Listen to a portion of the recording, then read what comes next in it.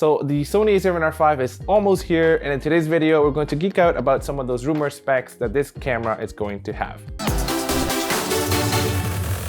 So if you're new here, please consider subscribing for future videos from me regarding filmmaking, cameras, photography, and all of that fun stuff.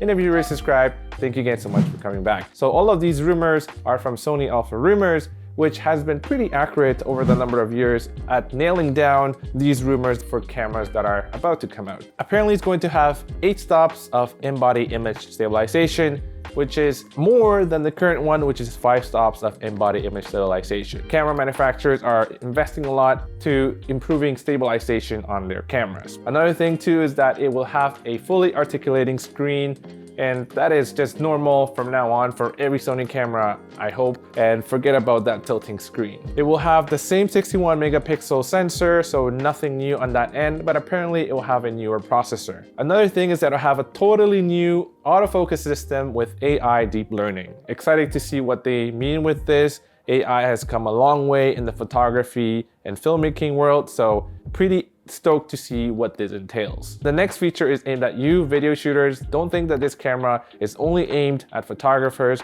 It seems like it's becoming a little bit more of a hybrid camera. So you'll be able to shoot video up to 8K at 24 frames per second, albeit with a slight crop. And if you shoot at 4K, you'll be able to shoot at 24 frames per second and 60 frames per second with a full sensor readout. And that will give you a very nice and clean 4K video. There is no word on whether we'll have 4K 120, but things can change. There is also going to be a heat sink design similar to that on the Sony A7S III. And apparently you'll be able to record up to 30 minutes in 8K without the camera overheating. But that's all rumored for now. We'll have to wait and see when the camera comes out to actually see what the real case scenario or real world performance of overheating on this camera is. For video shooters again, there will be S-Zenithal. And I'm assuming it'll have also the other flat picture profiles like S-Log 3 as well. In terms of the body of the camera, apparently it will be a hybrid between the Sony A7 IV and the Sony A7S III. So a few very exciting features that are coming up on this Sony A7R V, and I have to say that it seems like Sony isn't really targeting photographers only on this camera. Traditionally, the A7R series targeted photographers, but it seems like this is targeting more hybrid shooters, those who want